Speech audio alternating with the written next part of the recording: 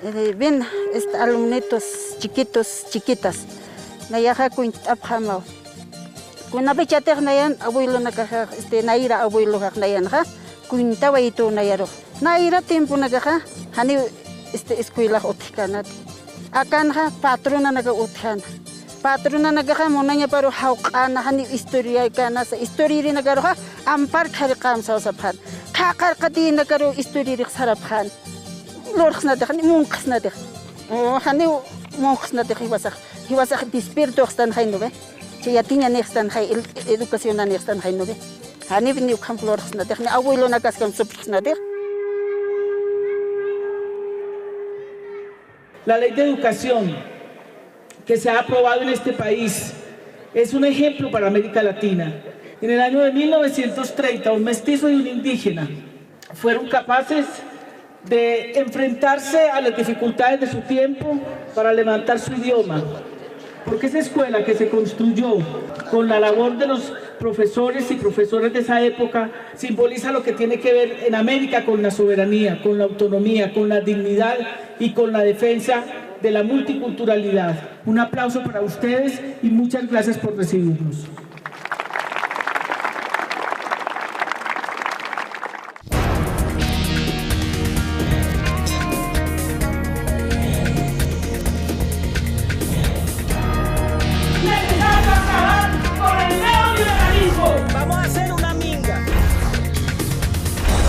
Soy Piedad Córdoba, activista de derechos humanos, y a donde quiera que vaya voy siempre en busca de una causa justa.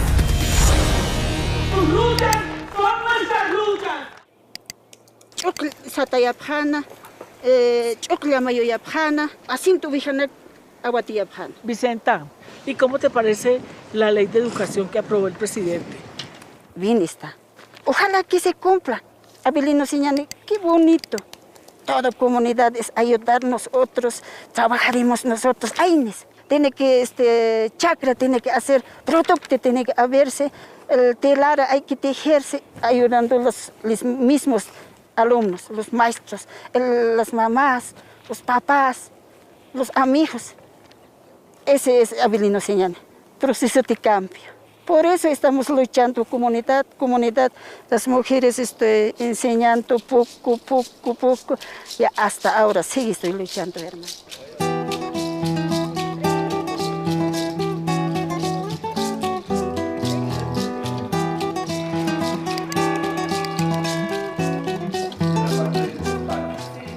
Bueno, ministro Roberto, muchas gracias por recibirnos, sobre todo para trabajar un tema que es tan supremamente importante, que es el tema de la educación.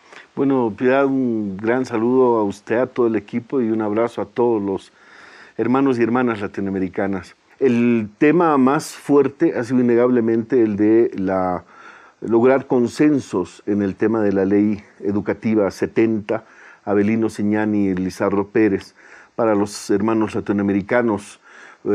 Abelino Siñani fue un comunario que también se vinculó al ámbito de la educación en Huarizata, en donde se funda la Escuela Indigenal Boliviana en la década de los 30, ya por 1931. Y Lizardo Pérez era un maestro urbano profesionalizado en una normal que une sus esfuerzos con Abelino Siñani, siendo él comunario, y fundan la Escuela Indigenal, la primera Escuela Indigenal de Bolivia, y que a partir de ello lanzan un ideario fundamental de lo que era la nueva concepción de la educación, sintetizada en lo que ellos llamaron una educación sociocomunitaria productiva, que es lo que ahora sintetiza la ley Abelino Siñani y Lizardo Pérez.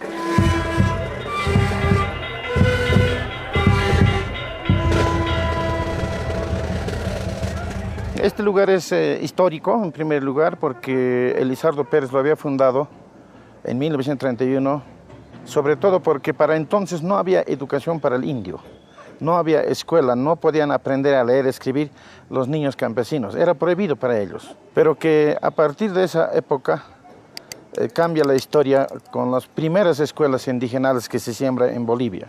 Pero los políticos lúcidos de entonces dijeron que había que civilizar al indio. Y lo que hicieron fue civilizarlo en castellano. Y civilizando al castellano, olvidaron que las lenguas indígenas servían para la educación. y por tanto era prohibido en la escuela aprender la lengua aymara. Los niños que hablábamos aymara en el curso éramos castigados con una piedra en la mano y con un pie levantado arriba, así que nos castigaban en las aulas. Hoy día luchamos por una identidad con su propia lengua, con su propia cultura y además el reconocimiento cultural al pueblo aymara. El componente en Bolivia, cultural nacional, cultural lingüístico, es un componente no resuelto desde la época de la Constitución de la República y no resuelto en lo que fue el paso del feudalismo al capitalismo en el 52. Y es en esta época en donde el presidente Evo Morales lanza una visión de reivindicativos de los pueblos y naciones indígenas originarios, campesinas, como se puso el término en Bolivia.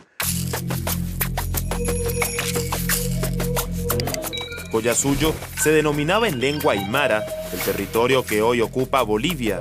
Aymaras, quechuas, guaraníes, yuracares y muchas otras naciones indígenas todavía habitan en esas tierras. 1534. Conquistadores castellanos inician el establecimiento del régimen colonial del Collasuyo. 1575. Los pueblos originarios son reducidos a la condición de esclavos. El invasor europeo no reconoce cultura en sus costumbres, idioma en sus lenguas, ni civilización en sus saberes ancestrales. 1825. El venezolano Antonio José de Sucre gana la independencia del Alto Perú. La naciente nación se llamaría Bolivia en honor al libertador Simón Bolívar. La independencia no supuso una mejoría para los pueblos originarios de Bolivia. Aunque se les reconoció su condición de bolivianos, en diversos artículos de la nueva Constitución Política se les discriminaba y excluía del proyecto nacional. Artículo 6. La religión católica apostólica romana es de la República, con exclusión de todo otro culto público. Artículo 14. Disponía que para ser considerados como ciudadanos era condición saber leer y escribir, el castellano, por supuesto, requisito que no cumplían la inmensa mayoría de indígenas. Entre 1825 y 1826, Simón Rodríguez es nombrado por Bolívar como director de enseñanza pública de ciencias físicas, matemáticas y de artes, según palabras del propio Rodríguez.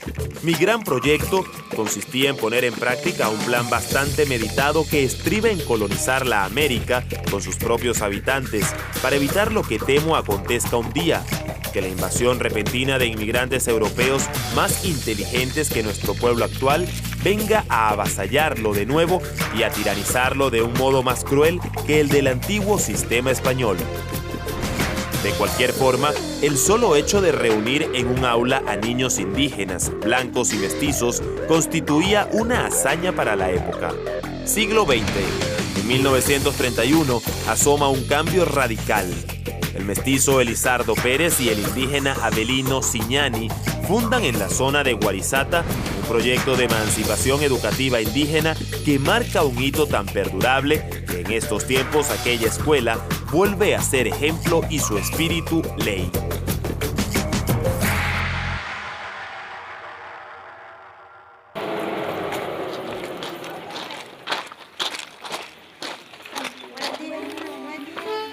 ¿Cuántos deditos tiene, ve? 5. ¿No ve? Dedos tiene 5. Y subimos y doblamos de ladito. Ahí. Por los pies, ¿no ve? A mí me ha gustado de ser maestra y estoy por rescatar con mis niños y niñas los valores, costumbres ancestrales de nuestros abuelos antepasados. Bueno, es importante aprender la lengua aymara para poder ubicarme con los niños. Por decir, nosotros somos profesores y yo podría decir una de mis metas es trabajar en una unidad educativa que no sea en la ciudad, que no sea en un pueblo, sino que sea en el campo.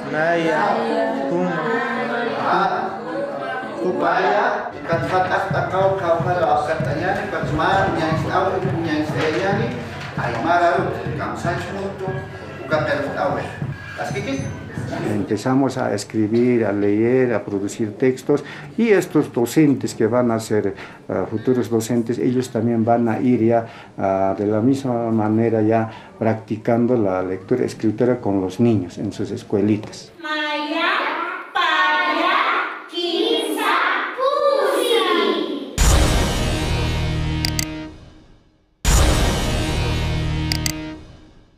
¿Cómo ha sido todo ese proceso de antes de lo que es el Estado plurinacional y ahora la educación en un Estado plurinacional? La Asamblea Constituyente centró el debate en el tema nacional, en el tema de las nacionalidades y a partir de ello en el tema de la diversidad. El caso más concreto es el tema de la currícula, que es lo que estamos construyendo ahora para el respeto a una currícula boliviana, que sea unificadora y respetuosa del Estado unitario y de nuestra patria, pero al mismo tiempo una currícula que recupere el componente propio de cada pueblo y nación y que le permita proyectarse con orgullo a lo que siente que es suyo.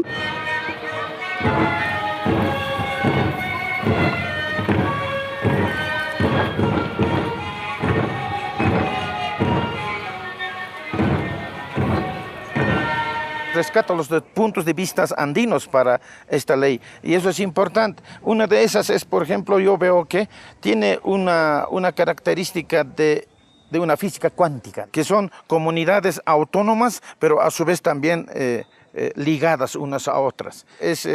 La organización social no es vertical, es horizontal. La huipala es la mejor muestra de lo que están pensando y de lo que están pensando los aymaras también.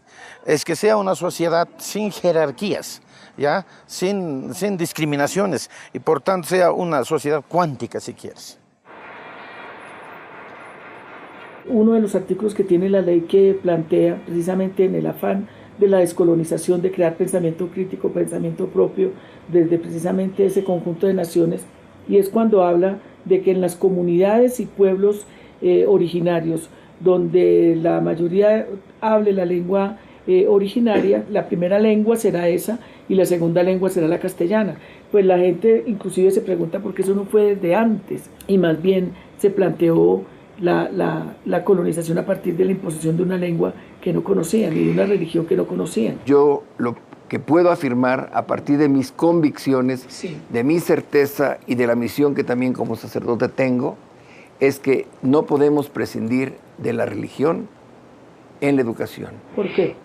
Porque si hablamos de una educación integral, tenemos que cultivar la mente y todo lo que podemos llamar el espíritu, la vida moral, que solamente puede fundamentarse con criterios que nos vinculan siempre con la trascendencia y con lo sobrenatural. Pero entre esto y una cosmovisión indígena hay una diferencia abismal. ¿Cuál es? La religión trae consigo una estructuración de todos sus elementos en un dogma, una moral y un culto. La educación asume y promueve como principios éticos morales de la sociedad plural, es como decir amaquella, amayuya, amasúa. ¿Qué significa? No seas flojo, no seas mentiroso, ni seas ladrón. También tiene otro principio, suma camaña, es el vivir bien. Estos principios son de los pueblos indígenas de todo lo que es el Estado plurinacional de Bolivia. Pero hoy en día, como la educación se basa en esos principios, en esos conocimientos de nuestros pueblos ancestrales. ¿Quién dice que lo que ellos creen, sus ritos, sus creencias o su cosmovisión no es tan válida como esta? En ese sentido, Piedad, esto significa una verdadera involución. Eso es colonización. No. Porque usted especifica que lo único cierto, lo único verdadero es lo que usted considera dogma, fe y fuera de eso, moral. El indígena tiene que de ahorita crecer, desarrollarse, integrarse. Antes se valoraba castellano, pero sin embargo, con descolonización, nuestra lengua tiene el mismo valor que es la lengua aymara. También nuestra vestimenta, nuestras danzas, nuestras costumbres, nuestra comida, toda nuestra forma de vida. Entonces ya recuperamos, pero sin tampoco desvalorizar las otras culturas, respetando tal conforme, pero dando el mismo valor. No hay aquí culturas mejores o culturas superiores. ¡Allá escuela y luz de Warisata!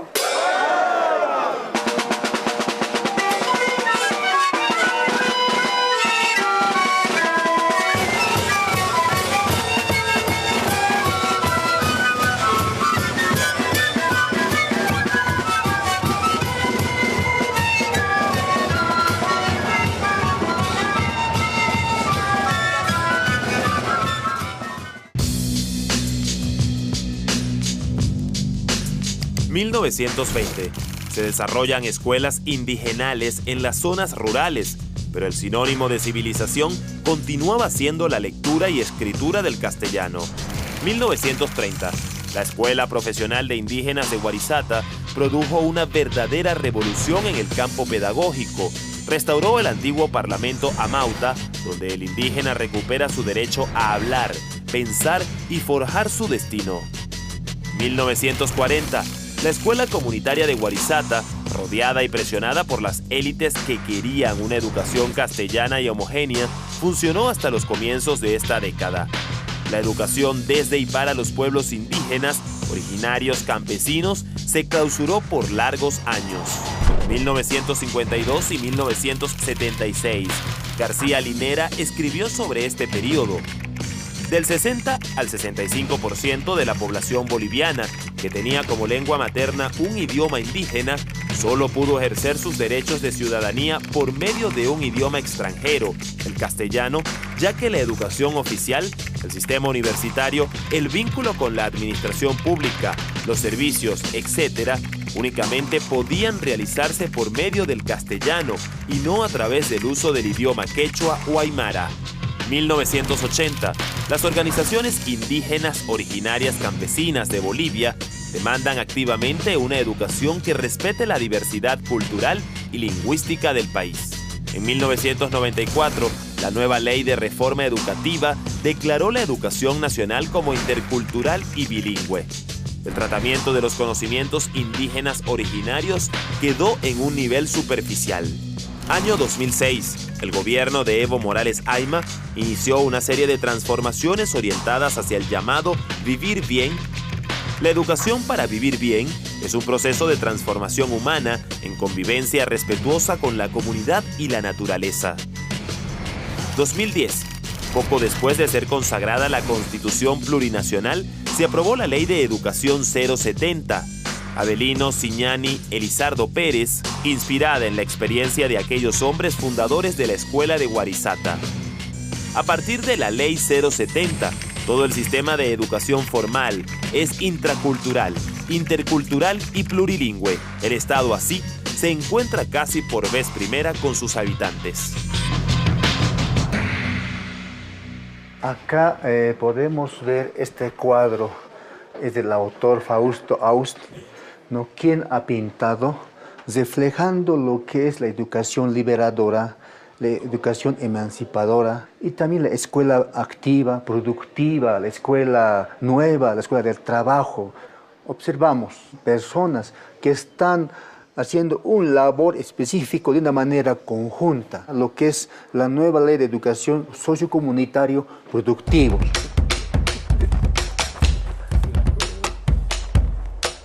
Una pila. Con la misma naturaleza podemos enseñar a los estudiantes. También podemos enseñar a sumar y todo eso, a restar igualmente con las cebollas. Puede ser, digamos, para los niños algo dinámico. ¿No? Entonces, metro cuadrado. Nosotros como alumnos, después de hora cívica, salimos cada lunes en la tarde, 2 alumnos, un amauta, un maestro, salimos a 4 o 5 desvíos de agua a diferentes comunidades. Entonces, sembraba papa, oca, papaliza, trigo, habas, quinoa, todo eso, producción en cantidades. La ley de educación 070 expresa el sentido de un trabajo sociocomunitario productivo, que ha sido la educación, la escuela Ayllu Warisata. Socio en el sentido social, universal, que esté vinculada al derecho de todas y todos a tener educación. Comunitaria en el sentido de que la educación tiene que estar vinculada a la vida y debe desarrollarse recuperando la vida. ¿Para qué? Para vivir bien. Este componente está ligado al productivo en el doble sentido. El que se incorpore el componente de producir conocimiento a través de la investigación, que esa es una esencia misma de lo que es la educación, y el segundo componente, el de producir materialmente. Por eso es que este conjunto de elementos de lo sociocomunitario productivo es uno de los elementos fundamentales en la nueva concepción ideológica de la educación. Estamos haciendo diferentes actividades y todo el proceso por el que pasa, ¿cómo se podría decir? El chuño. Más que todo esto podemos aplicar la práctica que estamos haciendo ahora con la matemática, por ejemplo, con los porcentajes, la estadística, la suma de peso, cantidad, volumen. Entonces podemos aplicar lo que nosotros tenemos realmente en nuestro contexto, enseñar con eso a nuestros estudiantes. Hemos desarrollado mucho, ha habido muchos aportes, especialmente de lo que son los consejos educativos de los pueblos indígena, originario, campesinos, que han sido los que han ido sintetizando su lucha y la han planteado en una propuesta curricular. La primera currícula es la currícula base, así le hemos llamado. Es la currícula unitaria del Estado plurinacional y se enseña física, química, geografía, historia del Estado, etc., todos los componentes con la misma calidad y en las mismas condiciones para todos los estudiantes. Estos gráficos, ¿qué es una ¿Qué se llama? Familia. La segunda currícula es la currícula regionalizada, así la han reivindicado los pueblos indígenas originarios, que es la currícula que está articulada a cultura y lengua de cada uno de los pueblos. Reivindican el uso de su lengua y de su cultura dentro del contexto de la formación de sus niños, de sus hijos.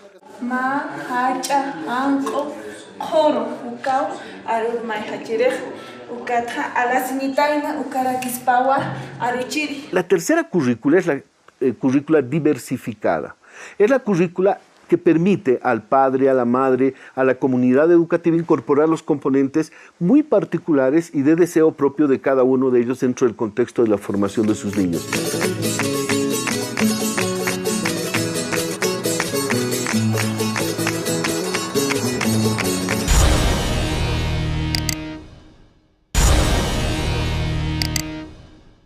Para la Aymara, armonizar con el otro supone avanzar. Entonces, en ese concepto, cualquier maestro, cualquier técnico, lo va a diseñar los currículums escolares en ese sentido. Y también no son tan chauvinistas los aymaras para poder encerrarse en su cultura, no. Ellos lo van a armonizar. ¿Qué necesitamos de los conceptos occidentales?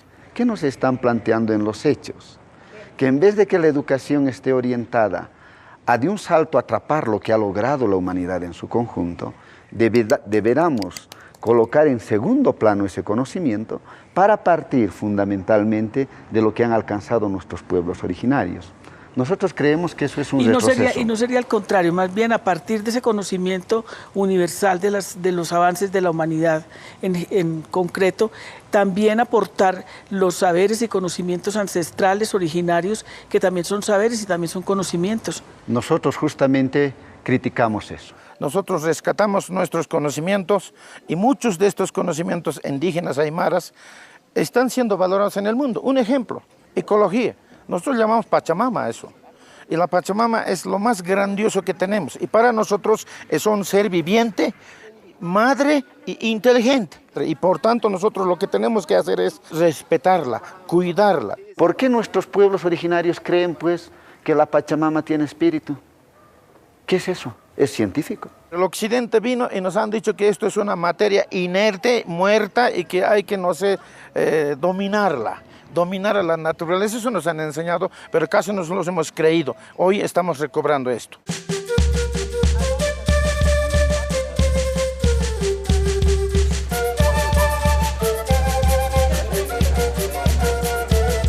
En la elaboración de la ley queda plasmado dos verbos rectores o varios que son muy importantes, entre ellos descolonizar, despatriarcalizar. El componente de la descolonización es romper con todas las formas de exclusión, de jerarquización, de reproducción de las formas dominantes en la escuela.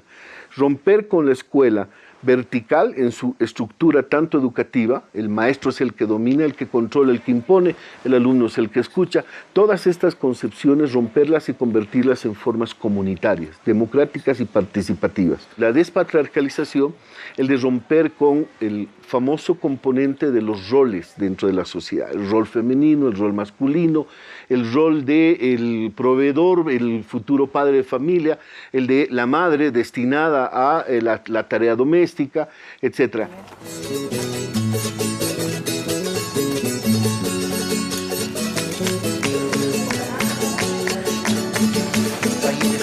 La forma de vivir mejor de la Aymara es vivir mejor con el otro. De ahí viene la reciprocidad, ¿ya? Y es el fundamento de lo comunitario. Estamos diciendo que el otro importa para que yo viva.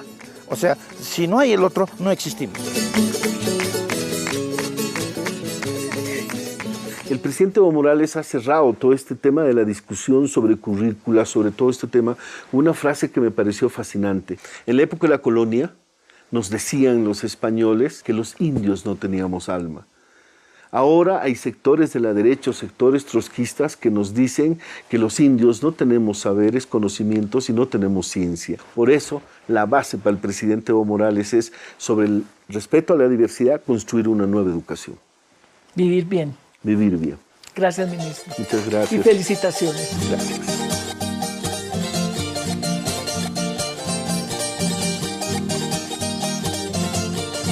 Cuy mani patat, yanap tasip patat. Hani janap tasip patat. Mainit kam no be. Maha chakalak thanu thani khumto chakalak nuksunan ka. Ketsapak puedes patah chakal nuksun ka. Hai cambio mana ka sata pata. Kamaya ukat cambio. Soma kaman je katanya kaya. Está bien. Balik yuk. Ukam mana ka saranta pata. Sauter pa ini ya warsa pampan unyata tiri lupita tayan taigata sauter pa ini ta iyo kulyaka humata tokar takin larusiri kaputa masai sauta masai takin mungkanyawa Pachamama sumah mama pokoy nikita kawaiku Pachamama sumah mama pokoy nikita kawaiku no kaiku takus kachas takusis kata irisay no kaiku takus kachas takusis kata irisay Pachamama tatikarichisu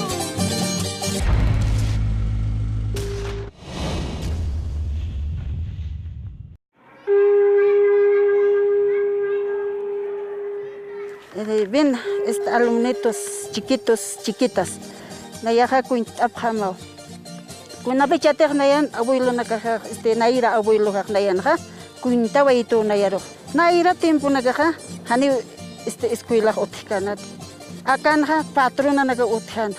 Patrona nagaja monanya paro haukana hani historia kana sa historia nagaro ha ampar kharqam sa saphan. Khakar qadi nagaro historia saraphan. Lorxna de monksna de hani monksna de hiwasak despierto están hainove che ya tiña nextan hay educación nextan hainove hani vini ukamplorxna de abuelo na cascam soprines tiene que chakra tiene que hacer producto tiene que haberse el telar hay que tejerse ayudando los mismos alumnos los maestros las mamás los papás los amigos ese es Avelino Señane proceso de cambio. Por eso estamos luchando comunidad, las mujeres enseñando poco, y hasta ahora sí estoy luchando, hermano.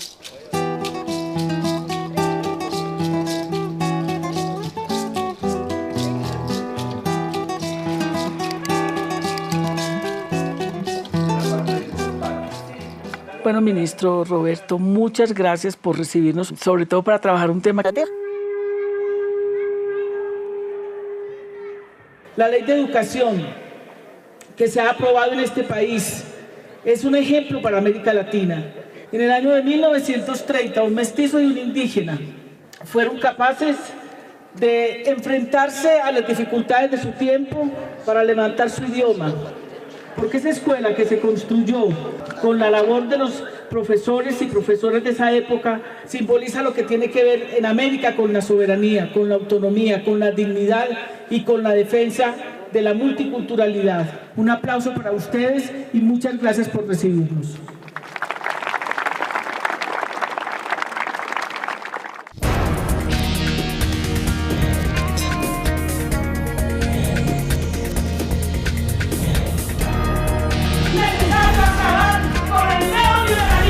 Vamos a hacer una minga. Soy Piedad Córdoba, activista de derechos humanos, y a donde quiera que vaya voy siempre en busca de una causa justa. ¡Tus luchas son nuestras luchas! Chukl satayapjana, chuklamayoyapjana, asintu vijanek aguatiyapjana. Vicenta, ¿y cómo te parece la ley de educación que aprobó el presidente? Bien está. Ojalá que se cumpla. Abelino Siñani, qué bonito. Toda comunidad es ayudarnos nosotros, trabajaremos nosotros. ¡Ay! Que es tan supremamente importante, que es el tema de la educación. Bueno, Piedad, un gran saludo a usted, a todo el equipo y un abrazo a todos los hermanos y hermanas latinoamericanas. El tema más fuerte ha sido innegablemente el de lograr consensos en el tema de la ley educativa 70, Abelino Siñani y Lizardo Pérez. Para los hermanos latinoamericanos, Abelino Siñani fue un comunario que también se vinculó al ámbito de la educación en Huarizata, en donde se funda la Escuela Indigenal Boliviana en la década de los 30, ya por 1931. Y Elizardo Pérez era un maestro urbano profesionalizado en una